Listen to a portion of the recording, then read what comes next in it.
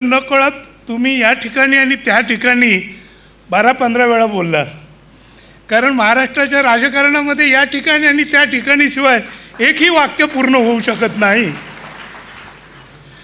आणि यासाठीच शिवाजी महाराजांनी राज्य व्यवहार कोश लिहून घेतलेला होता. मला वाटतं आता नव्या राज्य व्यवहार कोशाची गरज आहे. इथे उपस्थित असलेले आदरणीय कुलगुरू डॉक्टर D.T. सिरके साहेब, डॉक्टर P.S. पाटील साहेब, आमचे प्रतापसिंह तथा बाळासाहेब जाधव आणि पुढारीचे नवे सक्षम वारसदार योगेश जाधव, त्याचप्रमाणे या ठिकाणी उपस्थित असलेले सर्व मंडळी आणि विशेषतः प्रेक्षक वर्गामध्ये दिसत असणारे माझे न्यू कॉलेजमधले, काळा इमाम तालीममधले, वारणेच्या काठावरचे, अगदी रेंदाळ निपाणीपासून आलेले चाहते बंधू भगिनींनो आणि मित्रांनो, बाळासाहेबांचा मला फोन आला आणि मला तर मान्यच करावं लागलं की विद्यार्थी दशेपासून मी पाहत आलेलो आहे की प्रतापसिंह जाधव यांना हे वृत्तपत्रीय संपादक असले तरी शिवरायांच्या विषयानं त्यांना एवढं झपाटलेलं आहे की त्या काळामध्ये त्यांनी भवानी तलवारीचे फोटोग्राफ्स, छायाचित्र आणि वाघनखांची छायाचित्र लंडनवरून प्रकाशित केलेली होती. त्याचा परिणाम असा झाला की त्यातून माजी मुख्यमंत्री अब्दुल रेहमान अंतुले यांनी प्रेरणा घेतली आणि ती भवानी तलवार मिळवण्याचा खटाटोप त्यांच्या परीने त्यांनी केलेला होता. आज इथे छत्रपती शिवरायांच्या बाबत काही शब्द मांडताना माझं मन भरवून आलेलं आहे, कारण मला माहिती आहे की छत्रपती शिवाजी महाराज असोत, संभाजी महाराज असोत किंवा शाहू महाराज किंवा महात्मा फुले आणि डॉक्टर आंबेडकरसुद्धा, डॉक्टर आंबेडकरांचा पहिला पुतळा हा कोल्हापूरनी उभारलेला आहे. मला वाटतं महाराष्ट्राच्या प्रगतीबाबत आणि आधुनिकतेबाबत आणि शिवशाहूबाबत प्रेम करणारी पृथ्वी तलावर करवीर नगरी एवढी दुसरी कुठलीही नगरी असूच शकत नाही. डॉक्टर आप्पासाहेब पवार यांनी मुद्दाम शिवाजी विद्यापीठाचं नाव शिवाजी ठेवलेलं होतं, हे आपण लक्षात घेतलं पाहिजे. डॉक्टर आप्पासाहेब पवार हे मोठे इतिहास संशोधक होते, कुलगुरू होते. त्याचप्रमाणे मला आजच मी मुद्दाम असं सांगेन की अगदी भाई माधवराव बागलांपासून आजच्या आपल्या डॉक्टर जयसिंगराव पवार, त्यानंतरची पुढची पिढी आमचे कोल्हापूरचे इंद्रजित सावंत असोत, सांगलीचे प्रवीण भोसले असोत, शिवाजी महाराज या विषयावर अत्यंत जागरूकतेनं अभ्यास करणारी महाराष्ट्रामध्ये किमान 6,500 ते 7,000 मंडळी आहेत. आणि हे आम्हाला कुठल्या ना कुठल्या किल्ल्यावर भेटत असतात आणि त्यामुळे या विषयावर जबाबदारीनं बोलणं गरजेचं आहे. 1922 साली छत्रपती शाहू महाराजांनी पंजाबहून डॉक्टर बाळकृष्ण या विद्वानांना बोलवलेलं होतं. त्यांच्याकडं राजाराम कॉलेजचं प्रिन्सिपाल पद दिलेलं होतं, पण मुख्यतः प्रेमानं सांगितलेलं होतं की आधुनिक स्वरूपामध्ये शिवरायांचं चरित्र फक्त तुम्ही लिहू शकता, कारण तुमची दृष्टी तेवढी आहे. आणि डॉक्टर बाळकृष्ण ज्या वेळेला कोल्हापुरामध्ये पोचले त्याच्या आधी 10-15 दिवसापूर्वीच शाहू महाराजांचं निधन झालेलं होतं, पण शाहू महाराजांनी दिलेली प्रेरणा आणि वसा, त्या वस्याचा आपल्या लेखणीद्वारे ठसा हा डॉक्टर बाळकृष्ण यांनी ती मुद्रा उमटवलेली आहे. त्याचप्रमाणे केळसकर गुरुजी असतील, शिवरायांच्याबद्दल विचार करताना मला नेहमी 2005चा पावसाळा आठवतो. आज या ठिकाणी मी जे बोलतो आहे ते एक साहित्यिक, ललित लेखक या नात्यानं बोलतो आहे, पण माझी पानिपत कादंबरी असो, महानायक असो, संभाजी असो, माझी ललित साहित्याची वाट ही संशोधनाच्या घट्ट पायावर उभी असते आणि त्यामुळं भारतभरातील 15-17 भाषेमध्ये माझ्या सर्व कादंबऱ्या वाचल्या जातात. आणि तोच संशोधनाचा धागा मी छत्रपती शिवाजी महाराज यांच्यावर जी महासम्राट कादंबरी लिहिली, त्याचे जे 2 खंड आले, पहिला झंझावात आणि दुसरा रणखैंदळ, या सगळ्याला हा धगधगीत वास्तवाचा धागा आहे. आणि या निमित्तानं मला आठवतो तो 2005चा पावसाळा, प्रचंड पावसाळा, इतका की असं पाणी महाराष्ट्रानं पाहिलेलं नव्हतं. निम्मी मुंबई पाण्यामध्ये बुडालेली होती. मी अलिबागला CO म्हणून काम करत होतो जिल्हा परिषदेचा.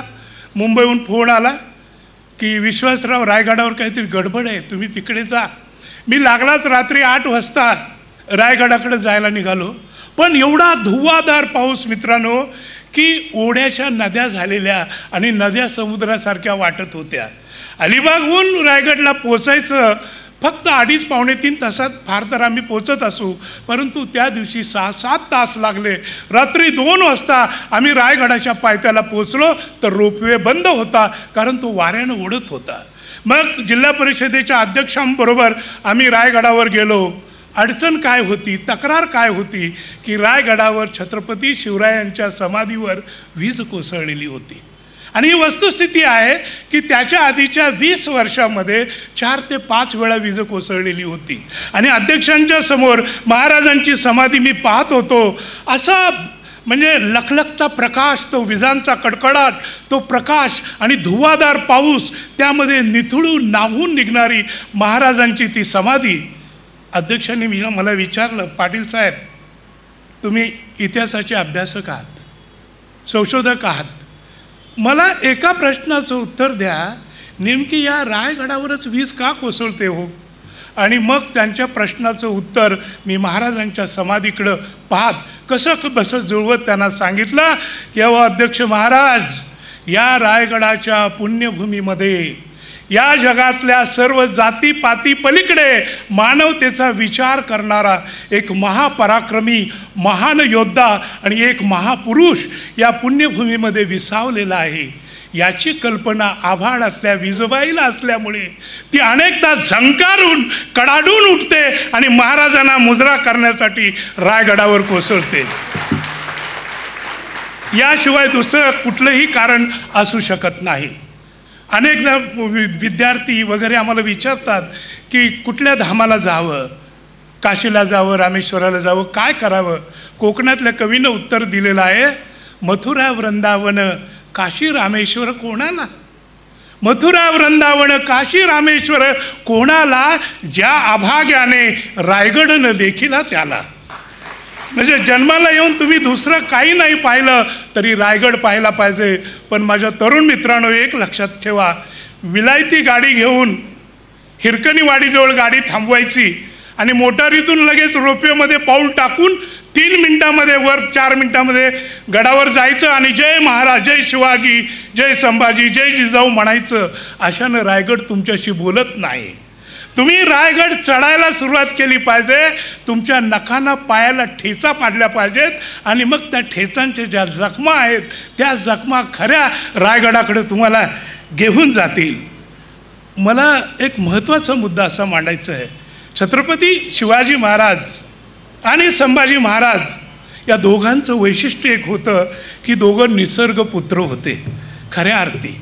म्हणजे इथली माती, इथल्या नद्या, इथले तट, इथले किल्ले, इथली माणसं, इथली गाणी, इथल्या वाटा, चोर वाटा, पळ वाटा, आड वाटा, सगळं काही त्यांना माहिती होतं. आणि या निसर्गाचा उपयोग त्यांनी, या निसर्गपुत्रांनी आपल्या स्वराज्य उभारणीमध्ये केलेला आहे. तुम्ही ज्यावेळेला मुंबईला जाता, लोणावळ्यावरून खाली उतरता, तिथून फक्त 1 किलोमीटर ते 1.5 किलोमीटर अंतरावर डाव्या बाजूला उंबरखिंड आहे. आणि ही उंबरखिंड 3 फेब्रुवारी 1661ला कार्तलब खान नावाचा औरंगजेबाचा एक बलाढ्य सरदार अचानक उठून महाराजांना कुणालाही पत्ता न लागू देऊन आपली 26,000ची फौज घेऊन त्या उंबरखिंडीतून खाली उतरत होता. उंबरखिंड ही पॅरलल आहे, लगेच खाली उतरते. पण प्रत्यक्ष तुम्ही पाहाल, मी 5-6 वेळा गेलेलो आहे, ती उंबरखिंड आज सुद्धा उतरायला लागलं कुरवंडे नावाच्या गावापासून की एखाद्या विहिरीमध्ये आपण उतरतोय असं वाटतं. आणि जवळजवळ ती खिंड पार करून खाली जायला 6 तास लागतात. खिंड म्हणजे 2 डोंगर आणि मध्ये खिंड असं नाही आहे. जवळजवळ 10 किलोमीटर 9 किलोमीटर असे एक पन्हाळ आहे आणि अत्यंत दुर्धर असा रस्ता आहे. या 3 फेब्रुवारी 1661ला रायबागन देशमुख नावाची दुसरी एक सरदार आणि कारतलब खान 26,000ची फौज घेऊन शिवाजी महाराजांची जी बंदरं आहेत आणि त्यांची जी नुकतेच कारखाने सुरू झालेले होते, बोटी वगैरे बांधायचे, ते उडवण्यासाठी कोकणामध्ये निघाले होते आणि महाराजांना सुगावा लागला. ही मंडळी निम्म्यावर पोचली आणि त्यांना आजूबाजूच्या दऱ्याखोऱ्यातून वृक्षराजीतून मोठमोठे करणे ढोल वगैरे ऐकू येऊ लागले. त्या खिंडीमध्ये खाली उतरल्यावर पाणी मिळत नाही, तुम्हाला पाणी करावं लागतं. आणि या कारतलब खानाची खिंड पुढे महाराजांच्या सैनिकांनी अडवली आणि कारतलब खान पाणी करत होता. त्याच्या लक्षात आलं की आपली फौज बुडणार आहे आणि या आजूबाजूच्या दऱ्यातून एवढे शिंग वाजतायत, एवढे ढोल वाजतायत की किमान 50,000चं शिवाजी महाराजांचं सैन्य आहे. आणि मग त्यांनी निर्णय घेतला, it is a recorded history, की शिवाजी महाराजांच्या सैन्यासमोर सरेंडर व्हायचं कारतलब खाननं ठरवलं. अंगावरच्या वस्त्रानिशी, घोड्यानिशी, आपले हत्ती सगळं सोडून ते तिथून अक्षरशः पळून गेले. किती? 26,000 सैनिक पळून गेले. करणे वाजत होते, ढोल वाजत होते, पण वस्तुस्थिती काय होती? शिवाजी महाराजांचं झाडीआडची फौज फक्त 2200 होती. म्हणजे जगाच्या इतिहासामध्ये फक्त 2200 लोक घेऊन अशी शस्त्रधारी फौज शिवाजी महाराजांनी पळवून लावलेली होती. हा इतिहास आहे मित्रांनो. महाराजांची ज्याला आपण दिव्य दृष्टी किंवा पारखी नजर म्हणतो, ती महाराजांकडे होती. हे खूप मोठं त्यांचं वैशिष्ट्य होतं. महाराज एकदा महाडमधून रात्री चालले होते. लग्नाची एक वरात चाललेली होती. एक 6 फूट उंच सडसडीत बांध्याचा फाकडा पोरगा खूप जोरदार लेझिम खेळत होता आणि लेझिम त्यानं बाजूला टाकलं आणि जोरकस तो दांडपट्टा खेळू लागला. असा लवलवत्या विजेसारखा तो दांडपट्टा खेळताना महाराजांनी घोडा थांबवला, त्याचा खेळ बघितला आणि त्याला सांगितलं, त्या तरुणाला बोलवा. जवळ बोलवला. महाराज म्हणाले, एक 4 दिवसामध्ये तुम्ही राजगडला मला या आणि भेटा, मी तुम्हाला शिलेदार बनवणार आहे. तुमच्या अंगातली चपळता पाहता माझी खात्री आहे की वर्षाच्या आत तुम्ही सरदार बनाल. आणि तो तरुण राजगडावर महाराजांना जाऊन भेटला, वर्षाच्या आत सरदार बनला आणि मराठ्यांच्या इतिहासामध्ये तानाजी मालुसरे म्हणून अजरामर झाला. ही जी महाराजांची दृष्टी आहे, ही दृष्टी आणि महाराजांची सगळी सृष्टी समजून घेताना माझ्या मनामध्ये अनेक प्रश्न पडतात. पहिला प्रश्न म्हणजे शिवाजी महाराजांचा जन्म शिवनेरीवरच का व्हावा? शिवनेरीचा आणि आमचा संबंध काय? आणि मुद्दाम मी तुम्हाला एक तारीख सांगेन, 24 जुलै 1629. ठिकाण दौलताबादचा किल्ला, औरंगाबादजवळ. आणि त्या ठिकाणी लखोजी जाधवराव, म्हणजे लखोजी जाधव हे जिजाऊ साहेबांचे पिताजी, त्यांचेही 2 मुलं अचलोजी आणि राघवजी आणि भाचा यशवंतराव, ह्या तिघांचा सन्मान बुर्रन निजामशाने आयोजित केला होता. प्रचंड मोठा दरबार भरलेला होता. मित्रहो, ही घटना आहे, ही तुम्हाला खूप ड्रॅमॅटिक, नाट्यमय वाटेल, पण ती सत्य घटना आहे, जी बादशाह नामामध्ये रेकॉर्ड झालेली आहे आणि विजापूरच्या कागदपत्रामध्ये पण आढळून येते आणि ही सत्य घटना आहे. त्या दिवशी या तिघांचा बहुमान आणि खुश होते कोण? हे आपले लखोजी जाधवराव. तिघांची नावं पुकारली, गाजी, अचलोजी, राघवजी, यशवंतराव, आगे आये. आणि मग 3 खान हातामध्ये 3 परात्या घेऊन आले. त्या तिघांची नावंसुद्धा इतिहासाला उपलब्ध आहे. आणि त्या रेशमी वस्त्रामध्ये काहीतरी होतं आणि सत्कारासाठी ते आले आणि अचानक त्या 3 पराती खालच्या आखूड तलवारी त्यांनी काढल्या आणि त्या तिघांना 2-3 मिनिटाच्या आत सपाचट केलं. आपल्यासमोर 3 करते पुरुष असे घात करून ठार झाल्याचं कळल्याबरोबर मात्र हे जे आमचे लखोजी जाधवराव होते ते भयंकर चिडले आणि निजामा अरे हजामा म्हणून ते त्या बुरानशाहला मारायला पुढे धावले. पण कट आधीच शिजलेला होता. डाव्या आणि उजव्या बाजूनं अनेक कटारी आल्या आणि त्या ठिकाणी या लखोजी जाधवरावा रक्ताच्या थारोळ्यामध्ये खाली पडावं लागलेलं होतं. एक लक्षात घ्या की त्याच वेळेला परांड्याला शहाजी महाराज, शिवरायांचे पिताजी हे सुभेदार होते.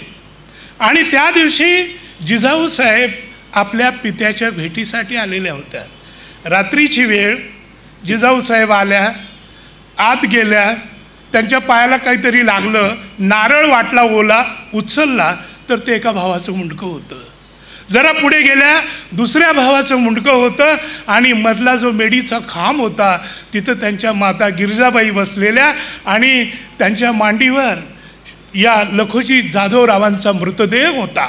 हे पाहिल्यावर जिजाऊ साहेब भयंकर चिडल्या, भडकल्या आणि पटकन पाठीमागे जाऊन घोड्यावर बसल्या आणि पुढे निघाल्या.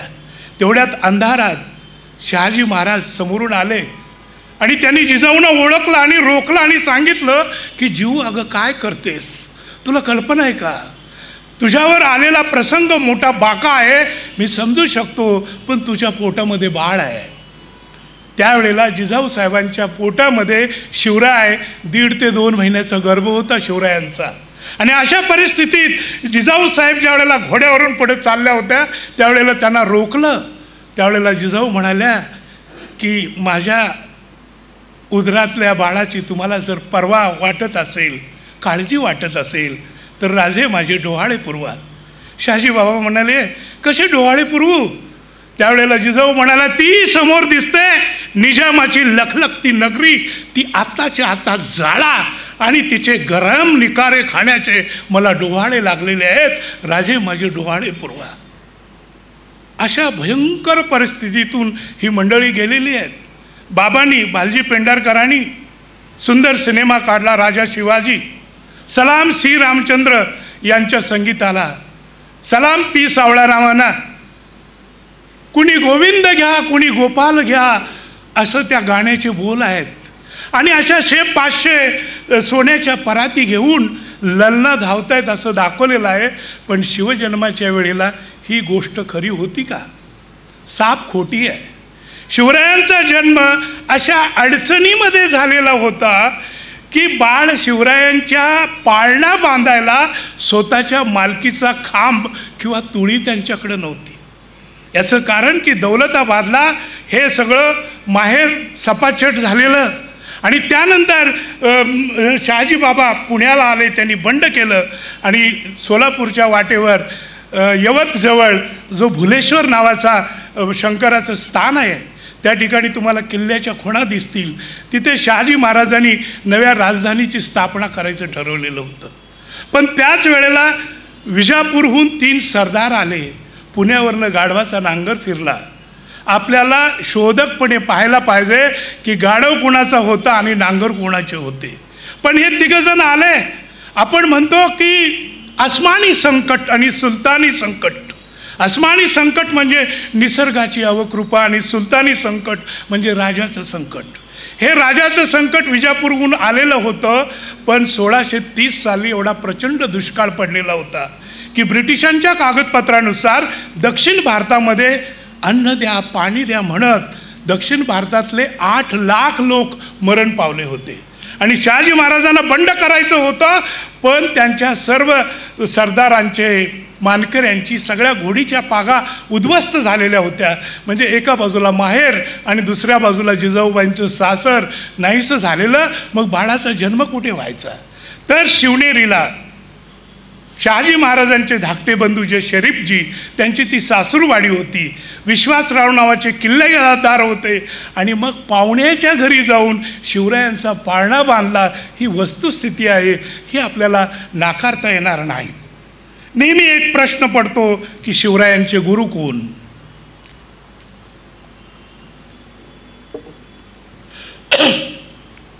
एका बकरीनं 22 गुरूंची यादी दिलेली आहे. जिजाऊ साहेबांचं योगदान आपल्याला माहितीच आहे. पण आज मी तुम्हाला या ठिकाणी शिवरायांचे गुरु कोण हे सांगणार नाही, पण शिवरायांचे महागुरु कोण हे मी जरूर सांगणार आहे. आम्हाला शिकवलं जातं शहाजी महाराजांच्याबद्दल काय शिकवलं जातं की स्थिर वृत्ती त्यांची नव्हती. कुठेही नोकरी एके ठिकाणी केली नाही. कधी आदिलशाहीकडे गेले, कधी बादशाहीकडे गेले दिल्लीच्या, आणि त्याप्रमाणे कधीच ते एके ठिकाणी राहिले नाहीत. मित्र हो, मला असं वाटतं की महाराष्ट्रातील इतिहासकारांचा हा फसवा खेळ आहे. शहाजी महाराज या पद्धतीनं आम्हाला शिकवले, पण शहाजी महाराज जी वस्तुस्थिती आहे त्या पद्धतीनं शिकवले नाहीत. अरे, औरंगजेबाचा बाप शहाजहान आणि औरंगजेबाचा आजा जहांगीर या दोघांविरुद्ध लाखाची फौज घेऊन उघड्या मैदानामध्ये लढणारा मर्द मराठा म्हणजे शहाजी महाराज, हे आम्हाला कधीच शिकवलं गेलं नाही. 1624 भातोडी नावाचं गाव 11 किलोमीटरवर आहे आज नगर जिल्ह्यामध्ये. तिथं तुम्ही जा. त्या ठिकाणी मराठ्यांच्या इतिहासात पहिला गनिमी काव्याचा प्रयोग हा शहाजी महाराजांनी केलेला आहे. दिल्लीकरांचं आणि विजापूरकरांचं 1 लाखाची फौज होती आणि मलिक अंबर आणि शहाजी महाराज यांची फक्त 40,000ची फौज होती. मग साहजिक आहे की लाखाच्या पुढं 40,000ची फौज टिकणारच नाही. आणि मग मलिक अंबर आणि शहाजी महाराजांनी विचार करून तिथला नदीकाठ, तिथले डोंगर दऱ्या यांचा वापर करून जो व्यूह रचला आणि त्या व्यूहातून पहिला दिल्लीच्या बादशाहीचा आणि विजापूरकरांचा पराभव केला आणि मराठ्यांच्या इतिहासात पहिली शिकवणी गेला तो गनिमी कावा म्हणजे ह्या भातवडीच्या युद्धामध्ये शिकवलेला गेलेला आहे. त्यामध्ये शरीफजी नावाचे त्यांचे धाकटे बंधू हुतात्मा झाले, ज्यांनी बादशाहचे 400 हत्ती आणि त्यांच्या भिंती ह्या मोडून काढलेल्या होत्या.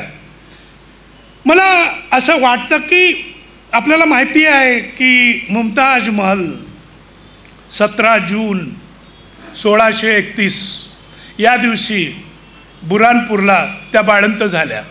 म्हणजे शहाजहानची बायको, जगातली अत्यंत सुंदर स्त्री म्हणजे मुमताज महल, आणि त्या सुंदर स्त्रीच्या पोटी आलेलं पाप, 4थं पाप म्हणजे औरंगजेब. आणि त्या दिवशी वयाच्या 39व्या वर्षी मुमताज महल आपल्या 14व्या बाळंतपणाशी सामना करत होत्या आणि त्या 14व्या बाळंतपणामध्ये त्या वारल्या. आणि वारल्यानंतर त्यांचं शव घेऊन हा शहाजहान कुठे गेलेला आहे? दिल्लीला गेलेला आहे, म्हणजे आग्र्याला गेला. आणि मिर्झा राजा जयसिंगची जी प्रॉपर्टी होती तो भूखंड कायदेशीररित्या विकत घेतला आणि ताजमहाल बांधायला सुरुवात केली. त्या ताजमहालची बांधणी करताना त्यांनी शपथ खाल्लेली होती की जगातली सर्वात सुंदर वास्तू मी बांधणार आहे आणि ती वास्तू पूर्ण होईपर्यंत मी कुठेही हलणार नाही. पण शहाजी महाराजांचं महाराष्ट्रात आक्रमण वाढत होतं आणि आपण विसरून चाललेलो आहोत की शहाजी महाराज त्यांचं स्वतःचं राज्य होतं, जे राज्य नाशिकच्या गोदावरीपासून पुण्याच्या भीमा नदीपर्यंत 64 किल्ल्याचे राजे होते आणि ते म्हणजे शहाजीराजे. आणि तुम्हाला धक्का बसेल की शिवरायांचं बालपण शिवनेरीपेक्षा पेमगड नावाच्या छोट्याशा किल्ल्यावर संगमनेरजवळ गेलेलं आहे. आणि शिवाजी महाराज घोडा चालवायला शिकले हे पेमगडावर शिकले. आणि शिवाजी महाराजांना घोडा चालवायला शिकवला तो बाजीप्रभू देशपांडेंनी शिकवला. आता तुम्ही म्हणाली तर बाजीप्रभू देशपांडे कुठून आले? तर बाजीप्रभू देशपांडेंचे आजोबा पिलाजीपंत देशपांडे हे शहाजी महाराजांचे मुख्य दिवाण होते. आणि त्यावेळेला या बाजीप्रभूंचं आणि शिवाजी महाराजांच्यामध्ये 15-16 वर्षाचं अंतर असल्यामुळं त्या ठिकाणी एका पोवाड्यामध्ये स्थानिक काही याच्यामध्ये मला पुरावे मिळालेले आहेत. But it is recorded history. 1633 ते 1635 शहाजी महाराजांनी एवढं प्रचंड राज्य इथं उभार केलेलं होतं की दिल्लीला धक्का बसला. दिल्लीवरून 3 सरदार आले लाखाची फौज घेऊन. महाराजांनी दाद दिली नाही. मग आपली कसम तोडून स्वतः शहाजहान महाराष्ट्रावर चालून आला आणि महाराजांच्या विरोधात शहाजहानचं युद्ध. शेवटी दिल्लीच्या बादशाहीची कमीत कमी 9 ते 10 लाख फौज असायची आणि त्यामुळे त्या फौजेपुढं आपला काही पाडाव लागणार नव्हता. तुम्ही ज्या वेळेला नाशिकला जाता भिवंडीहून, त्या शहापूरच्या पुढे ताबुतासारखा डोंगरांना आकार आलेला आहे. तो किल्ला म्हणजे माहुलीचा किल्ला. या माहुलीच्या किल्ल्याला 9 महिने वेढा पडलेला होता. शेवटी शहाजी महाराजांना सरेंडर व्हावं लागलं, म्हणजे शरण जावं लागलं. मुसलमानी कागदपत्रामध्ये रेकॉर्ड केलेल्या संवादावरून, भाषेवरून मी सांगतो की त्यावेळेला विजापूरचा आदिलशाह आणि दिल्लीचा शहाजहान एकत्र आले आणि त्यांनी माहुलीचा करार केला. हा माहुलीचा करार 31 मे 1635 या दिवशी झालेला आहे. आणि दिल्लीच्या शहाजहाननं असे उद्गार काढलेले आहेत की शहाजी नावाचा मराठा एवढा रगेल आहे, एवढा हटेला आहे की तो ज्या पर्वतापुढे उभा राहतो त्या पर्वताला पाय फुटतात. म्हणून महाराष्ट्रात जिथे दऱ्या डोंगर आहेत त्या ठिकाणी आम्ही शहाजीला राहू देणार नाही. आणि शहाजी महाराज हे विजापूरकरांच्या चाकरीत गेले नाहीत मित्रांनो. 6 पानाचं ते ॲग्रीमेंट, तो करार आज उपलब्ध आहे.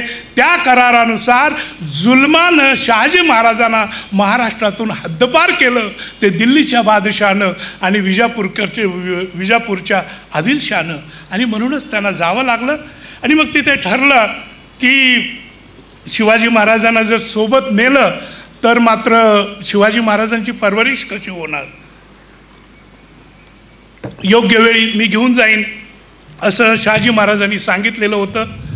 आज तुम्ही बेंगलोरला गेला आणि बेंगलोरची विधानसभा बघितली तर बेंगलोरच्या विधानसभेच्या बाहेर एक केम्पे गौडा नावाच्या राजाचा पुतळा आहे. 100 वर्ष राज्य होतं बेंगलोरवर. 1636ला रंदुल्ला खान आणि रुस्तुमे जमा नावाच्या 2 सरदारांनी 1 वर्षाचा पराक्रमानंतर तो किल्ला बेंगलोरचा जिंकला. आणि तुम्हाला सांगतो ही वस्तुस्थिती आहे की एखाद्या मित्राला जेवणाचा थाळा द्यावा तसा बेंगलोरचा किल्ला शहाजी महाराजांच्या ताब्यामध्ये रंदुल्ला खान आणि रुस्तुमे जमानं दिलेला होता. त्यावेळेला हा म्हणजे काही जणांनी त्याला विरोध केलेला होता, पण महाराजांचे त्या विजापुरावर एवढे उपकार होते. नंतर सुद्धा महाराजांनी एवढं प्रचंड काम केलेलं आहे की एखाद्या स्वतंत्र राजाप्रमाणे महाराज तिथं राहत होते. आणि मग शिवरायांना शिक्षण कुठे मिळालं? शिवरायांना 1640 ते 1642 या 2 वर्षामध्ये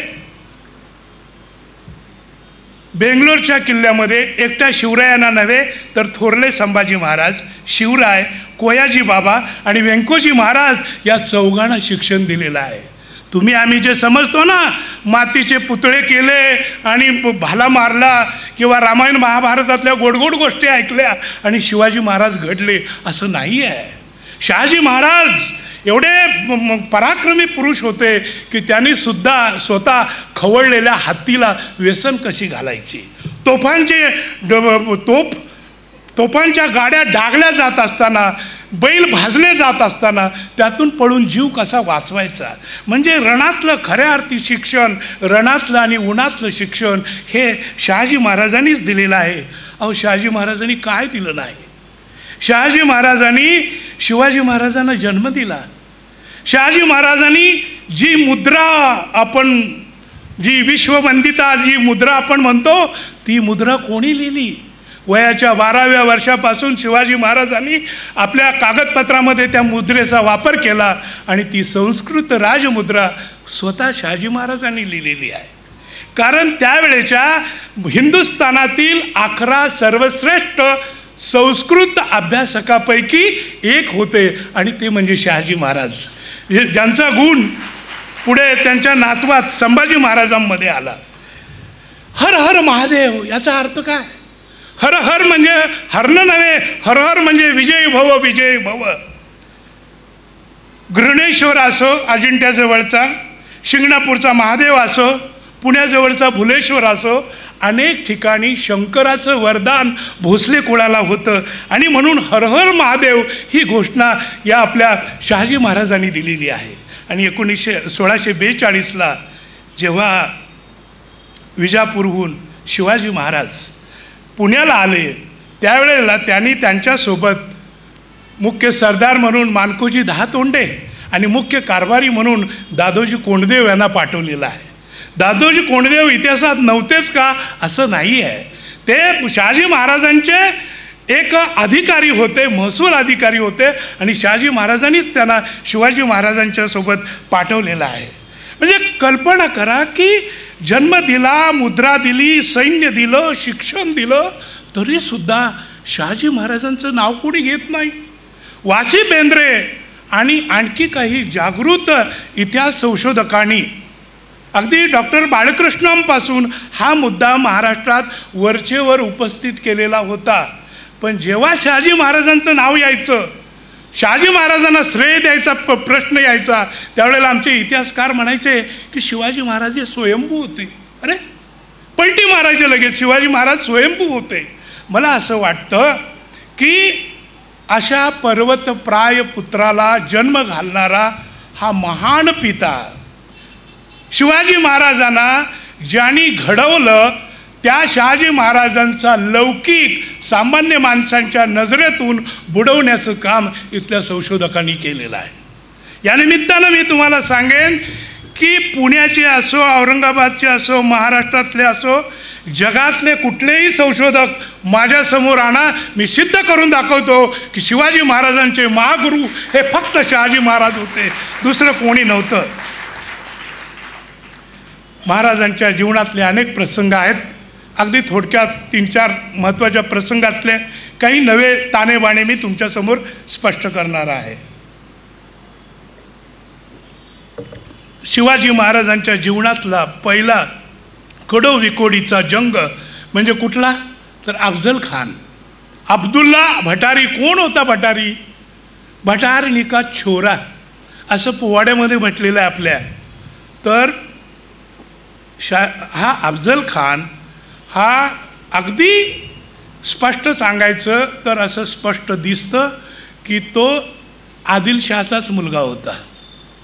म्हणजे त्याची माता ही त्या ठिकाणी मुख्य स्वयंपाकीण म्हणून काम करत होती, भटारीण म्हणून काम करत होती, आणि भटारणीपासून झालेला मुलगा म्हणजे हा अफजल खान. मकबरा आपण ऐकला असेल. त्याच हे कशावरून मी सांगतो, मकबरा याचा अर्थ निजीधाम.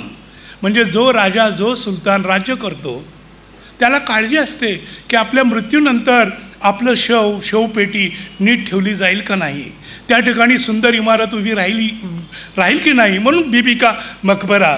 आणि कायद्यानं, इस्लामी कायद्यानं, इस्लामांच्या कायद्यामध्ये फक्त राजाला अधिकार होता मकबरा बांधायचा. आज तुम्ही जर विजापूर जवळ जाऊन 6 किलोमीटरवर जाऊन पाहिलं तर तिथे तुम्हाला अफजल खानाचा मकबरा दिसेल. अफजल खानानं स्वतःहून बांधलेला आहे. अफजल खान हा एक प्रचंड ताकदीचा शत्रू होता. आपण एक लक्षात घ्या की संभाजी महाराज किंवा शिवाजी महाराज यांचा अभ्यास करताना आपण आपले शत्रू हे कमी दर्जाचे होते असं सांगण्याचा किंवा ऐकण्याचा मूर्खपणा करू नये. तो खरा अभ्यास नव्हे. अरे पर्वत प्रचंड होता, तो पर्वत जिंकला म्हणून आपले मोठे योद्धे झाले. तर त्या काळामध्ये हा जो अफजल खान होता नव्या दृष्टीचा होता. विजापूरला खापरीच्या नळानं पाणी त्यानं पहिल्यांदा पुरवलं. त्याची स्वतःची फ्लीट होती, म्हणजे जहाजाचा तांडा होता, आणि दुसरा तिथल्या आदिलशाचा तांडा होता. असा हा प्रचंड ताकदीचा अफजल खान ज्या वेळेला महाराष्ट्रावर यायला निघाला त्यावेळेला तो आपले एक संत गुरु, सुफी संत हजरत पीर अमीर चिश्ती बाबा, त्यांचा पण मोठाच्या मोठा दर्गा आहे. या दर्ग्याकडं आशीर्वाद घ्यायला गेला त्यावेळेला बाबांनी सांगितलं की बेटा तू यावेळेला थांब. हे सुफी अमीन चिश्ती बाबा जन्मांध होते, त्यांना काही दिसायचं नाही, पण त्यांची दिव्य दृष्टी विराट होती. आणि त्यामुळं त्यांनी सांगितलं की बेटा अफजल, तू माझ्यासमोर उभा आहेस पण तुझ्या धडावर मुंडी नाही, तुझ्या मानेतून मला रक्त वाहताना दिसतंय, आणि म्हणून मी तुला सांगतो कि अगर आप मावल में जाओगे तो कभी लौट नहीं पाओगे. त्यावेळेला हा चिडला, म्हणाला बाबा कसं काय मी जाणार नाही, मी दरबारामध्ये विडा उचललेला आहे आणि त्यामुळे मी कोणत्याही परिस्थितीत जाणार. तर बाबांनी सांगितलं की तुझा घात होईल. शेवटी हा हट्टाला पडला आणि म्हणाला बाबा याच्यावर काहीतरी उतारा द्या. मग बाबांनी सांगितलं की तू कुणाच्या मोहमायेमध्ये अडकू नको, अफजल खान म्हणाला, मला कुणाच्या मोहमायेमध्ये पडायला काय कारण आहे, मी नाही कुणाच्या मोहात पडणार. बाबा हसले आणि म्हणाले, अरे बेटा, विजापूर नगरीमध्ये जी सुंदर, अतिसुंदर मुलगी दिसेल, तरुणी दिसेल, तिच्याशी तू लग्न केलेलं आहेस. आणि ह्या अफजल खानाच्या 64 बेगमा होत्या. या बेगमेपैकी कुणाची आठवण आली तर तुझी तलवार थरथरणारच. मग कारण काही असो, की हे कारण अफजल खानाच्या आड येऊ नये म्हणून तिथे एक बडी बावडी आहे, आजसुद्धा 11 किलोमीटरवर आहे. त्याला 60 कबर म्हणतात त्या एरियाला. महालासारखी 3 मजली इमारत आहे.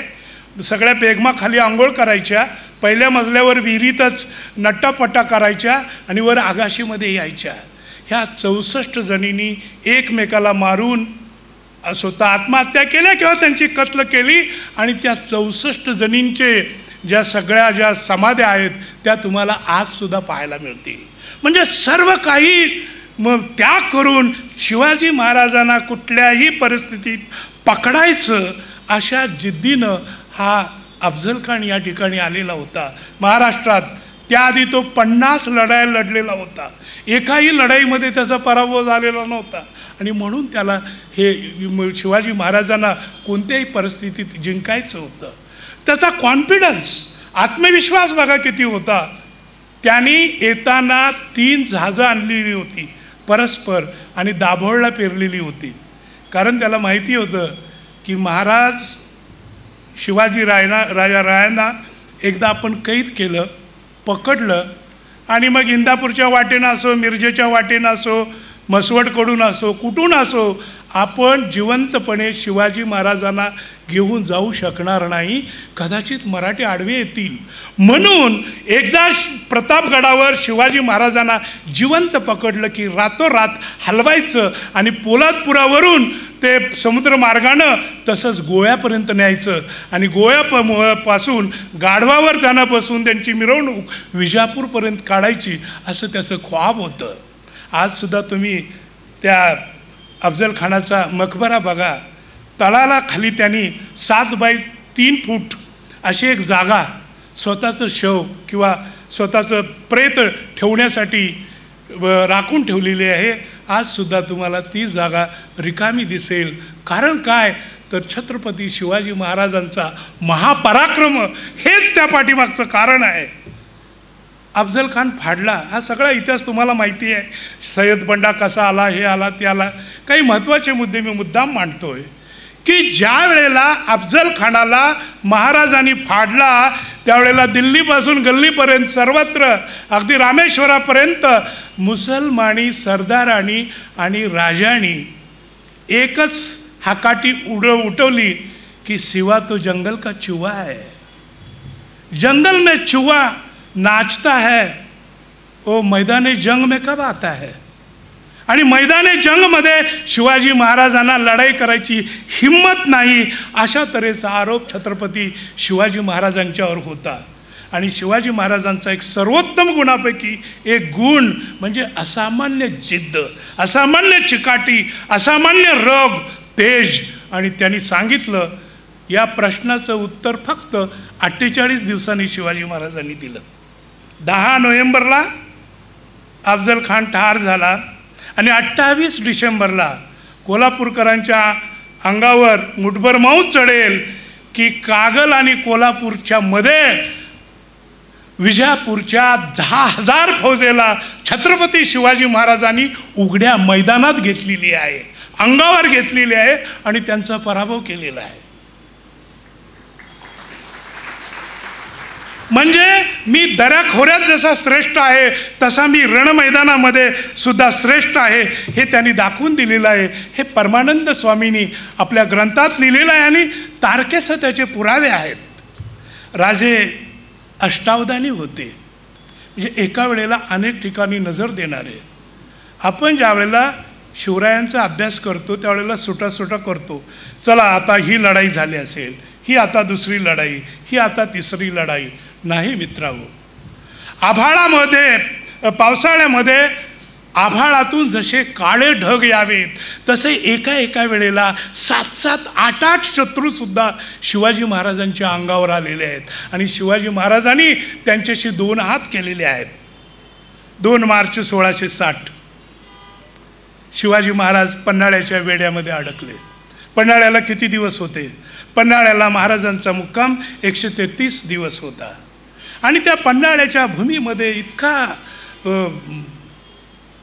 प्रचंड अभूतपूर्व इतिहास घडलेला आहे. एक आरोप नेहमी केला जातो किंवा समजलं जातं की छत्रपती शिवाजी महाराज किंवा संभाजी महाराज हे इस्लाम विरोधी होते का, मुसलमानांच्या विरुद्ध होते का?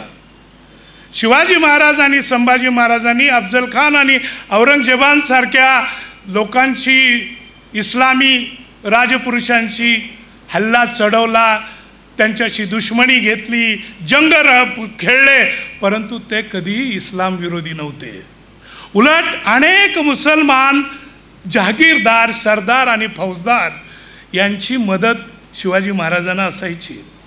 शिवाजी महाराज आपल्या हेर खात्यावर एकूण रकमेपैकी जवळजवळ 30% रक्कम खर्च करायचे आणि त्यामुळे दिल्लीच्या औरंग्याच्या दरबारातले अनेक फौजदारसुद्धा शिवाजी महाराजांचे बातमीदार असायचे आणि शिवाजी महाराजांना त्या सगळ्या अचूक गोष्टी कळायच्या. आणि महाराज ज्या वेळेला पन्हाळ्याला होते 133 दिवस, ज्या दिवशी पन्हाळ्याचा वेढा सुरू झाला त्याच्या आधी 4 दिवस शाहिस्ता खान पुण्याकडे घोडदौड करतोय, म्हणजे अहमदनगर जवळ आलेला आहे. म्हणजे महाराज पन्हाळ्याला इथं अडकलेले आहे आणि शाहिस्ते खान गिळायला त्यांना धावतोय. मला असं वाटतं की या कार्यकारणाभावे पाठीमागं विचार करायचा झाला तर कदाचित आदिलशाह आणि दिल्लीचा मुघलशाह यांच्यामध्ये कौल करार झाला असेल, बोलणी झाली असतील की पन्हाळ्याला किंवा इथे शिवाजी राजांना कोंडलेलं गेलेलं आहे त्यांचा वचपा काढायचा.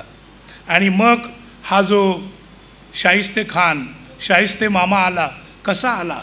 77,000 घोडा, 1.25 लाखाचं सैन्य आणि 32 कोटीचा खजिना, एवढी प्रचंड ताकद घेऊन तो इकडे आलेला होता. पण महाराज शत्रूच्या वेड्यात असले तरी कुठल्या झाडाचं पान कसं हलतंय याची बातमी त्यांना असायची. आणि त्यामुळंच पन्हाळ्याच्या मुक्कामी असताना महाराजांनी हुकूम पाठवला नेताजी पालकरला. इतिहासामध्ये धडधडीत पत्र उपलब्ध आहेत की नेताजी पालकरला शिवाजी महाराजांनी सांगितलं की तो शाहिस्ते खान जो अहमदनगर कडून येतोय, औरंगाबाद कडून येतोय, प्रत्येक झाडामध्ये, पहाडामध्ये, नदीच्या काठी त्याला ताणून मारा, त्याचं जास्तीत जास्त नुकसान करा.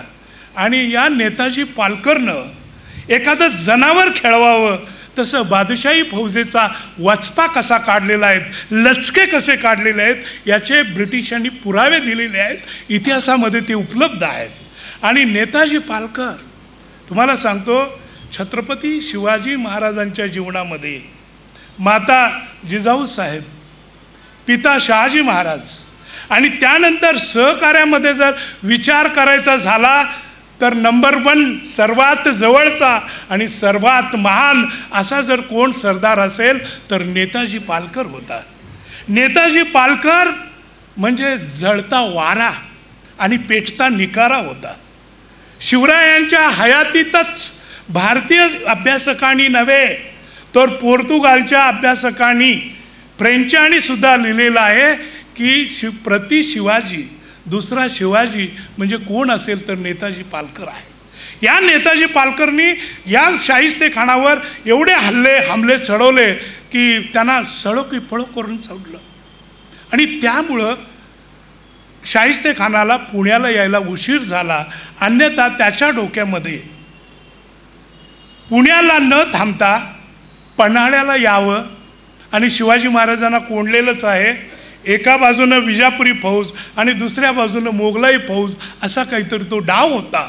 पण महाराज प्रत्येक गोष्ट जाणत असल्यामुळे त्यांनी त्याला पुण्यामध्ये येण्यासाठीच एवढा विलंब लावला की तोपर्यंत जून महिना आलेला होता. आणि शहाजहान ह्या जो शाहिस्ते खान त्याच्या लक्षात आलं की आता नद्या तुडुंब भरतील. वाटेमध्ये वारणा आहे, वाटेमध्ये नीरा आहे, वाटेमध्ये कृष्णा आहे. या पुराचं पाणी तोडून पन्हाळ्यापर्यंत आपण जाणार नाही. आणि म्हणून काहीतरी बादशाला खुश करण्यासाठी पराक्रम करायचा म्हणून त्यांनी चाकणच्या नाक्यावर म्हणजे त्या चाकणच्या किल्ल्यावर हमला चढवला आणि चाकणचा किल्ला जिंकला. एक लक्षात घ्या, जशा छत्रपती शिवाजी महाराज आणि संभाजी महाराज यांना हे रान हे जंगल माहिती होतं, तुम्हाला धक्का बसेल की मोगलांच्या दरबारात सुद्धा तुम्हाला संपूर्ण दक्षिण भारताचे नकाशे दिसतील त्या काळात काढलेले. म्हणजे आपल्या नद्या किती आहेत, आपल्या वाटा काय आहेत, खिंडी काय आहेत, चोर वाटा काय आहेत, याचे सुद्धा नकाशे त्यांच्याकडं तयार होते. म्हणून तर ते पुऱ्या हिंदुस्थानावर राज्य करत होते.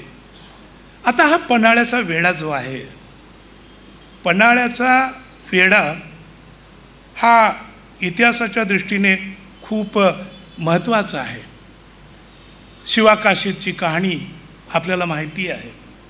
पण शिवाकाशीच्या आधी एक मुसलमान योद्धा हिंदवी स्वराज्यासाठी कामी आला, ज्याचं नाव सिद्धिवाह वाह.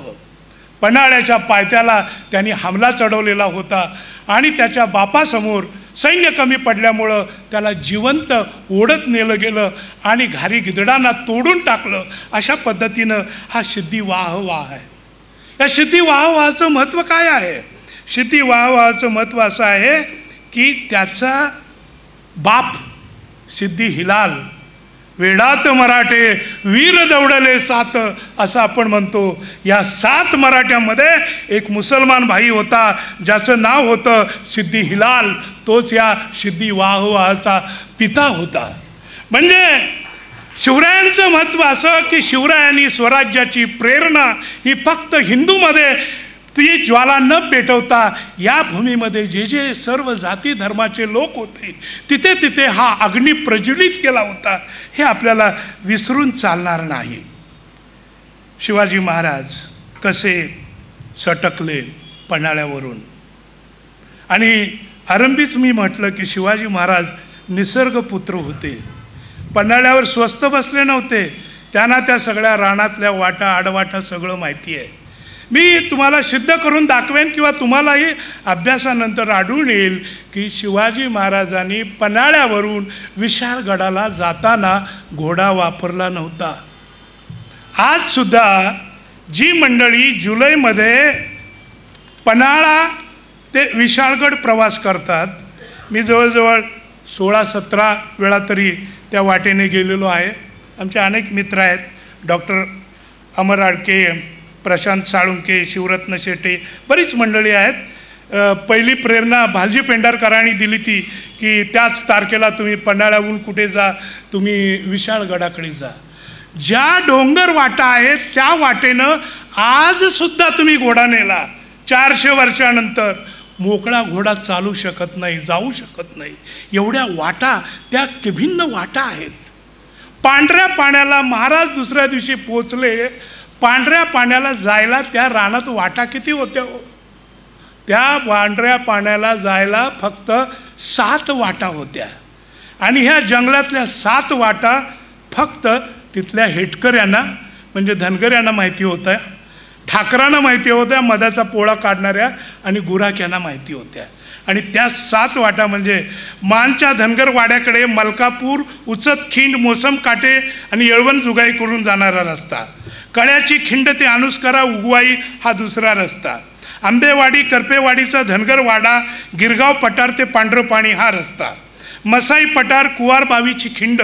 तुम्ही आज जर बघाल तर आफ्रिकेत किंवा अमेरिकेमध्ये भूस्खलन होतं आणि खडक जसे वर उगवतात तसं शाहूवाडी तालुक्यामध्ये तुम्हाला ही कुवार बावीची खिंड दिसेल. बादेवाडी, खोतवाडी, बहिरी, जांबरुसी ते जुनी काळम्मा, जुनी काळम्मा ते पावडाई, पन्हाळा, मसाई पठार, पांडवदरा, मांडलाई पठार, कुवरबाग, खोतवाडी, वरचे मठार ते कडा सह्याद्री अशा 7 वाटा आहेत. आणि या सगळ्या पुराव्यावर मी शिवाजी महाराजांची रणखैंदळमध्ये ती शेवटची मीटिंग जी लालित्याच्या अंगानं लिहिलेली आहे, जिला सत्याचा आधार आहे. महाराजांनी असं सांगितलेलं होतं की आपण अशा रीतीनं बाहेर पडू, मी ज्या वाटेने जाणार आहे त्या वाटेने मी कुठे गेलेलो आहे हे शत्रूला कळायला किमान 6-7 दिवस लागतील. मी रात्री चालायला सुरुवात केली की दिवस उजाडता उजाडता पांढरं पाण्याच्या आजूबाजूला पोचेन आणि सूर्याला सुद्धा माझ्या फौजेचं दर्शन घडेल, ते फक्त अर्धा तास. त्यानंतर पुन्हा आपण विशाळगडच्या जंगलामध्ये घुसू. पण ही वाट फक्त रानातल्या पाखरांना माहिती आहे, रानातल्या लेकरांना माहिती आहे, शत्रूंना कळूच शकत नाही. आणि जर शत्रूला ही कळलं आणि जर यदा कदाचित आगळं वेगळं घडलं, पांढरं पाण्याजवळ सकाळी उद्या 7, आजच्या भाषेत बोलायचं झालं तर 7-7:30 वाजता शत्रूची चारदोन जरी घोडी दिसली तरी समजावं की दगा झालेला आहे, आपल्यापैकी कुणीतरी दगा केलेला आहे, त्याशिवाय शत्रू येऊ शकत नाही.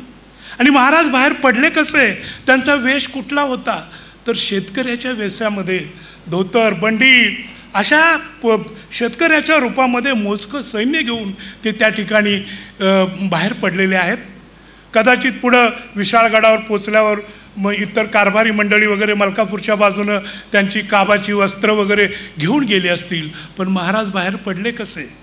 अरे सिद्धी जोहार हा काही साधा माणूस नव्हता, हा चिवकाऊचा खेळ नव्हता. महाराजांना ज्या वेळेला पन्हाळगडला कैद केलेलं होतं, म्हणजे त्या वेड्यामध्ये आवळलेलं होतं, त्यावेळेला जवळजवळ 35,000 पासून 30,000 पर्यंतचा आकडा दिला जातो, पन्हाळ्याभोवती वेढा दिलेला होता. आणि सिद्धी जोहारला माहिती होतं की वेढा वाढवावा लागेल, म्हणून मे महिन्यामध्ये त्यांनी राजापूरपासून जेतापूरपर्यंत कोकणातल्या कुठल्याही नारळाला पानं ठेवली नव्हती. ती सगळी पानं बैलगाडीतून भरून पन्हाळ्याच्या पायथ्याला आणली होती. आणि दसऱ्यापर्यंत जर वेढा वाढला तरी दसऱ्यापर्यंत टिकणारी छप्र बांधा असे आदेश दिलेले होते. आणि त्यानुसार जवळजवळ 25,000 किंवा 30,000 सैनिक जर झोपड्यामध्ये राहत असेल तर त्यांची पाकी छप्र बांधायला किती गवत लागलं असेल, किती पानं लागली असतील, ही सगळी तयारी त्यांनी केलेली होती. एवढाच नव्हे तर पन्हाळ्यावरून खाली येणारे जे पाण्याचे ओघ होते, त्या पाण्याच्या ओघाच्या दोन्ही बाजूला, मग ओढा असेल, मोठा ओढा असेल, या बाजूला काही सैनिक, त्या बाजूला काही सैनिक, पाण्यातून सुद्धा शिवाजी जाता उपयोगाचं नाही, अशा तऱ्हेचा त्यांनी सक्त पहारा दिलेला होता. आणि तुमच्या आमच्या सुदैवानं त्या रात्री महाराज ज्या दिवशी बाहेर पडले त्या दिवशी प्रचंड पाऊस पडलेला, एवढा पाऊस पडलेला की ओढा नेहमीपेक्षा अधिक गतीनं अशी त्याची फुगे आलेली. आणि त्यामुळं कंटाळलेले पावसात हे जे विजापुरी सैनिक होते ते तंबाखू वगैरे खाण्याच्या निमित्ताने थोडे आजूबाजूला बसले असतील आणि तिथल्या धनगरांच्या हेटकऱ्यांचा वापर करून महाराज त्या पाण्यातून सटकले आणि निघून गेले. पण दुसऱ्या दिवशी दगाबाजी व्हायची ती झाली. आणि एक लक्षात घ्या की पानिपतपासून मी तुम्हाला सांगत आलेलो आहे की पराक्रमी मराठ्यांना रोखायचं असेल तर बाहेरच्या शत्रूची गरजच लागत नाही. आपले भाऊबंद, भाऊ, चुलत भाऊ, चुलते तुम्हाला तुमच्या शेताच्या बांधाच्या पुढे आणि अंगणापुढे जाऊच देत नाहीत. त्यांच्याशीच लढण्यामध्ये आपलं आयुष्य जातं, तर शत्रूशी आपण काय लढणार? त्याचप्रमाणे महाराजांच्या जीवनात सुद्धा असे अनेक दगाबाज काही लोक होते. त्यापैकी बाजीराजे घोरपडे एक, मी तुम्हाला आता ओघात सांगणार आहे. तर अशापैकी कुणीतरी मोठी दगाबाजी केलेली होती आणि त्यामुळे महाराज ते तिथे महाराजांना या आदिलशाही सैन्यानं पांढऱ्या पाण्याजवळ गाठलं. मी मुद्दाम पुढारीकारांच्या आणि जाधव कुटुंबियांच्या माहितीसाठी मुद्दाम सांगेन की या जाधव मंडळींचं मराठ्यांच्या इतिहासामध्ये केवढं महान योगदान आहे हे आपण बारकाईनं पाहायला पाहिजे. बुर्रन बादशाह पुढं लखोजी जाधवाचा मुलगा ठार झाले होते 2, त्यापैकी एक अचलोजी होते आणि अचलोजीचा मुलगा संताजी होता. हा संताजी कोण होता तर थोरल्या महाराजांचा, म्हणजे थोरल्या संभाजी महाराजांचा मित्र होता हा संताजी. आणि कनकगिरीच्या वेड्यामध्ये संताजी ठार झाला थोरल्या महाराजांच्या बरोबर लढताना. पिढी नंबर 2 अचलोजी, संताजी. आणि संताजीचा मुलगा होता शंभूजी, जो शिवाजी महाराजांच्या बरोबर नेहमी सावलीसारखा असायचा. आणि त्यामुळं मित्रांनो आपल्याला सुधारणा करावी लागेल किंवा गांभीर्यानं या इतिहासाचा अभ्यास करावा लागेल की पावनखिंडीच्या लढाईमध्ये बाजी प्रभू देशपांडे आणि फुलाजी प्रभू देशपांडे होतेच, पण बाजी प्रभू आणि फुलाजी प्रभू बरोबर शंभूजी जाधवराव म्हणजेच शंभूजी जाधव हे पावनखिंडामधला तिसरा महान हुतात्मा आहे आणि त्या ठिकाणी ठार झालेले आहेत ते. आणि तुमच्या अंगावर काटा उभा राहील. पुढची गोष्ट सांगितली तर शंभूजी जाधव हे कोण होते? मराठ्यांच्या इतिहासांचा जगभर गौरव करणाऱ्या धनाजी जाधव आणि संताजी घोरपडेपैकी धनाजी जाधवांचे वडील म्हणजे शंभूजी जाधव होते, जे पावनखिंडीच्या लढाईमध्ये ठार झाले. म्हणजे एका जाधवांच्या 4 पिढ्या, फक्त जाधवांच्या नव्हे, मालुसरे असतील, अनेक मंडळी स्वराज्याच्या कामी आलेली आहेत. शिवाजी महाराजांच्या बाबतीत मुसलमान हिंदू असा फरक न करता आपण मोठ्या दृष्टीनं पाहिलं पाहिजे. ज्या कागलच्या लढाईचा मी उल्लेख केला, त्या कागलच्या लढाईमध्ये संध्याकाळी 10 ते 11 जण मुख्य सरदार निघालेले होते आणि त्यापैकी एक रुस्तुमे जमा होता. आमचा गोदाजी जगताप नावाचा मराठ्यांचा सेनानी धावत झाला आणि त्या रुस्तुमे जमाला भाला मारून मारायला लागला. त्यावेळेला शिवाजी महाराजांनी त्याचं मनगट पकडलं आणि त्याला रोखलं आणि सांगितलं तू असं करू नको, आणि त्या 11 जणांना जाऊ दिलं. शिवभारतामध्ये स्वामीजींनी असं वर्णन केलेलं आहे की सायंकाळची किरणं ज्या वेळेला खाली युद्धभूमीवर पडलेली होती त्यावेळेला ते 11 जण हसत निघून गेले आणि महाराजांनी जाऊ दिलं. आणि शिबिरात गेल्यावर महाराजांनी सांगितलं की अरे तो माझ्या भावासारखा होता, तो जर ठार झाला असता तर माझं काय झालं असतं. म्हणजे माझं जे दुःख आहे आयुष्यात मला ते दुःख पेलवता आलं नसतं, कारण ज्या रंदुला खानाने बेंगलोरचा किल्ला माझ्या पित्यांना थाळ्यासारखा दिला त्याचा मुलगा हा रुस्तुमे जमा आहे. आणि म्हणून हिंदू आणि मुस्लिम यांच्या ऐक्याचं जर प्रतीक आधुनिक तुम्हाला काही निवडायचं असेल तर ते रहमतपूर निवडावं लागेल, सातारा जिल्ह्यातलं, ज्या ठिकाणी रंदुला खानाची समाधी आहे. म्हणजे रंदुला खान असो, रुस्तुमे जमा असो, परक्यांची नोकरी चाकरी करत असताना सुद्धा शिवाजी महाराजांच्या भाकरीला ते इमान बाळगणारे होते, हे आपण विसरून चालणार नाही. अलीकडे काय झालेलं आहे की माफ करा पण थोडं स्पष्ट बोलावं लागतं की 1996 पर्यंत रायगड आणि शिवाजी संभाजी महाराजांच्याबद्दल फारसं कोणी बोलत नव्हतं. राजकारणी तर बोलायचेच नाहीत. कारण असं की 1996ला पुण्याच्या जोगानी रायगडावर रोपवे आणला आणि रोपवे आणल्यावर मंत्री संत्री आपली ढेरपोटी सांभाळीत कधी रायगडावर जायला लागली आणि रायगडावर बोलावी लागली. अत्यंत दुःखाची गोष्ट आहे. मी तुम्हाला स्पष्टपणे सांगतो. मग तुम्ही त्याला लटकी कारणं द्याल. अरे महाराष्ट्राच्या विधानसभेसमोर सर्व महापुरुषांचे पुतळे बांधले गेलेले आहेत फार पूर्वीपासून, पण आत्तापर्यंत विधानसभेच्या आवारात शिवाजी महाराजांचा पुतळा नव्हता. एक छोटासा पुतळा अलीकडे बांधलेला आहे.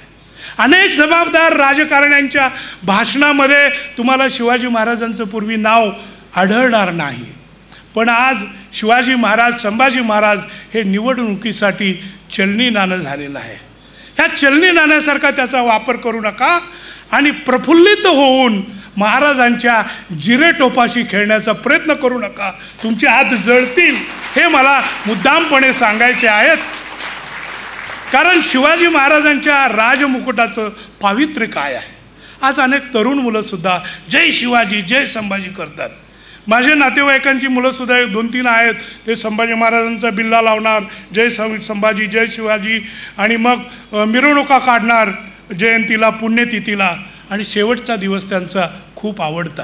का तर एकदा मिरवणूक झाली की चपटी घेऊन बसायचं, झालं चांगलं काहीतरी पवित्र कार्य.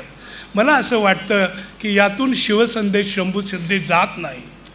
तुम्ही शेवटच्या दिवशी अभ्यास मंदिरामध्ये बसलं पाहिजे, अशा पद्धतीनं शिवरायांकडं पाहता उपयोगाचं नाही. आणि डोळसपणे शिवचरित्राचा अभ्यास व्हायला पाहिजे.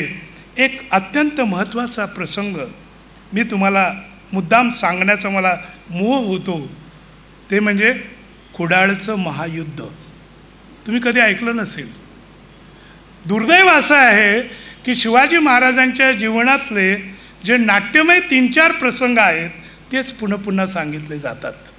पण ते म्हणजे शिवचरित्र नव्हे. शिवरायांच्या जीवनाचे कितीतरी विराट कंगोरे आहेत. आणि हो, कुडाळला महायुद्ध झालं होतं, आणि ते महायुद्ध 5 नोव्हेंबर 1664ला शिवाजी महाराजांनी ते महायुद्ध जिंकलेलं आहे. महायुद्ध कसं, तर विजापूरकरांचा खवास खान नावाचा वजीर स्वतः जवळजवळ 30,000ची फौज घेऊन शिवाजी महाराजांच्या विरोधात आलेला होता. आणि शहाजी बाबांचं आधी निधन झालेलं, 1 वर्ष झालेलं, आणि मराठ्यांना शाप किंवा दुही कशी बघा की त्या कुडाळच्या युद्धामध्ये व्यंकोजी राजे 10,000ची फौज घेऊन शिवाजी महाराजांच्या विरोधात लढायला आलेले होते. कुडाळला वेढा पडलेला होता. मी तुम्हाला मुद्दाम सांगेन की शिवाजी महाराजांचं वैशिष्ट्य, एक माणूस किती शिखरावर जाऊ शकतो, किती आभाळाला मुका घेऊ शकतो, याचं उदाहरण छत्रपती शिवाजीरायांशिवाय दुसरा असू शकत नाही. शिवाजी महाराज एक व्यक्ती नव्हती, तर शिवाजी महाराजांच्या ठाई 8 ते 9 माणसं काम करायची. 8 ते 9 माणसांचा उरक हा शिवरायांचा असायचा. त्यांचं भोजन अत्यंत अल्प असायचं. दुपारी खरडा भाकरी, झुणका भाकरी असं काहीतरी रानातलं ते दुपारी 4च्या दरम्यान अल्पाहार घ्यायचे. कारण आपली जास्तीत जास्त क्रिएटिव्हिटी, आपल्या अंगातली ताकद, रक्त हे स्वराज्यासाठी वापरलं पाहिजे अशी त्यांची दृष्टी होती.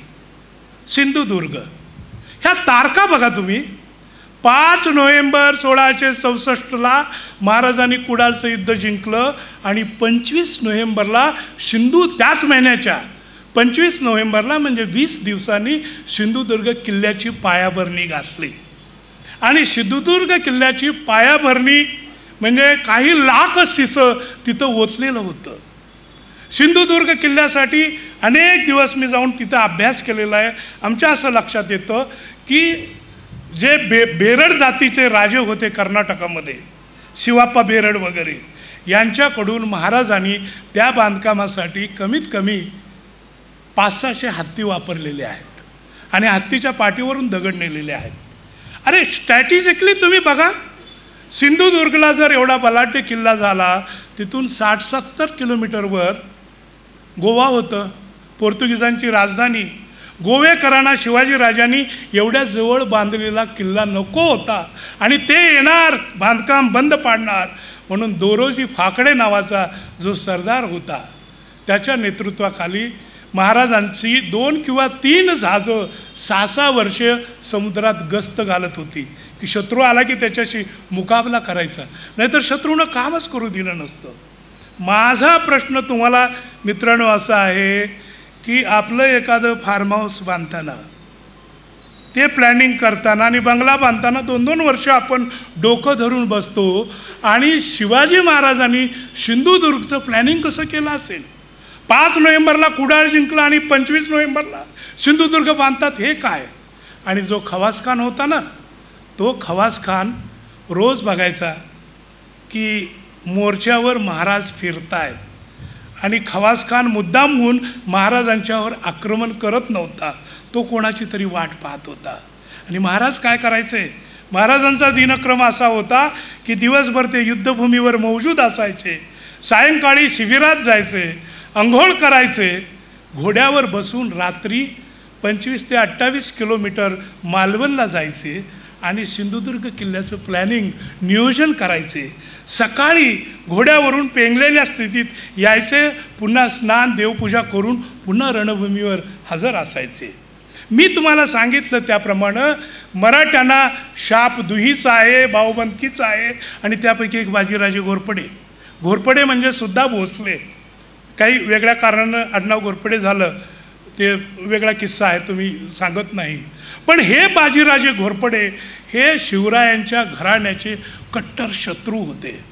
त्यांनी शहाजी महाराजांना एकदा कर्नाटकामध्ये पटवून शहाजी महाराजांना पकडून दिलेलं होतं. ह्या बाजी घोरपड्यांचं स्वप्न होतं की शहाजीचा पुत्र शिवाजी हा सरणावर चढलेला मला बघायचं आहे, त्याशिवाय मला मरण येणार नाही. आणि त्यांनी प्रचंड तयारी केलेली होती. त्यांनी मुधोळच्या रानामध्ये 5 ते 6 हजार घोड्यांच्या पागा बांधलेल्या होत्या. असा निकराचा प्रसंग येईल ज्या दिवशी या शिवाजीवर आपण घाला घालू. आणि कुडाळला हा खवास खान वाट बघतोय. विजापुरावरून इतिहास सांगतो त्याप्रमाणे 8 लाख मोहरा घेऊन बाजीराजे घोरपडे निघालेत. बाजीराजाची वाट कोण बघतंय? इकडे खवास खान बघतोय. मुधोळला ते आलेत, पागा आणि सगळं सामान घेऊन ते निघणार होते. आणि ही बातमी राजांना कळाल्यावर राजे मोर्चावर रोज फिरतायत. त्या शत्रूच्या समोरून शिवाजीराजे सकाळ संध्याकाळ फिरताना दिसत आहेत. पण खरे शिवाजीराजे अचानक एके दिवशी गुप्त झाले. आणि आत्ताचं जे आंबोली वगैरे ठिकाण आहे त्या सरळ रेषेतून आजचा नकाशा मोजला तर 260 किलोमीटर 1.5 दिवसामध्ये ते धावून गेले. आणि बाजीराजे घोरपड्याच्या वाड्याला त्यांनी वेढा दिला. बाजीराजे घोरपड्याचा जळलेला वाडा आणि जळलेला दरवाजा आजसुद्धा तुम्हाला मुधोळमध्ये पाहायला मिळेल. 6 महिन्यापूर्वी मी पाहिलेला आहे. महाराज तिथे गेले आणि त्यांनी या बाजीराजे घोरपडेशी द्वंद्व केलं. याचं कारण असं की जिजाऊ साहेबांचं पत्र आलेलं होतं, जे पत्र शहाजी महाराजांनी लिहिलेलं होतं. शहाजी महाराजांनी असं लिहिलेलं होतं की हा दुश्मन इतका खतरनाक आहे, आपल्या भोसले कुळावर उठणारा आहे. आणि हा जहरी नाग असा मारा, त्याला असा धडा शिकवा की तो धडा झाल्यावर, त्याला धडा मिळाल्यावर दुश्मनांच्या रांडापोरांनी आपल्या डोळ्यातून अश्रूऐवजी रक्त गाळलं पाहिजे, असा याचा सूड घ्या. आणि ते पत्र जिजाऊ साहेबांचं आलेलं होतं. आणि त्या पत्राबर हुकूम शिवाजी महाराज हे मुधोळवर गेले होते. त्यांनी त्याला ठार मारला. आणि इकडे खवास खानाला ज्यावेळेला कळलं त्यावेळेला तो मोर्चावर समोर आला आणि दिवसा नमाज पडायला लागला. आणि त्यानं उद्गार काढले, अय अल्लाह, इस भूमि में कितने शिवाजी है. कल रात को, कल शाम मैंने घूमते फिरते एक शख्स को देखा. वो शिवाजी कौन? और सुना है चोरी छुपे कोई समुंदर के किनारे किले के निर्माण के वास्ते चोरी छुपे दौड़ता है. वो शिवाजी कौन? और ये बाजीराजे को अचानक दफा करके आने वाला ये शिवाजी कौन? इस भूमि में कितने शिवाजी है. मला असं वाटतं की छत्रपती शिवाजी महाराज आणि छत्रपती संभाजी महाराज यांचा विचार करता यांच्याकडून काय शिकावं आपण. मला असं वाटतं की देशासाठी, आपल्या समाजासाठी, भूमीसाठी, मानवतेसाठी मरावं कसं हे संभाजी राजांकडून शिकावं.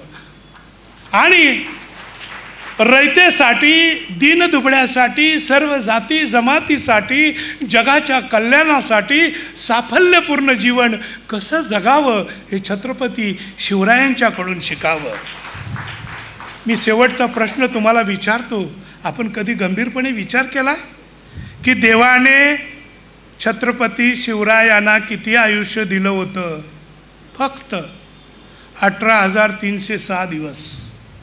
म्हणजे फक्त 49 वर्षाचं आयुष्य शिवाजी महाराजांना दिलेलं होतं. आणि 4-4 शतकाला पुरेल एवढा महापराक्रम या 49 वर्षाच्या आयुष्यात त्यांनी केलेला आहे. आणि म्हणून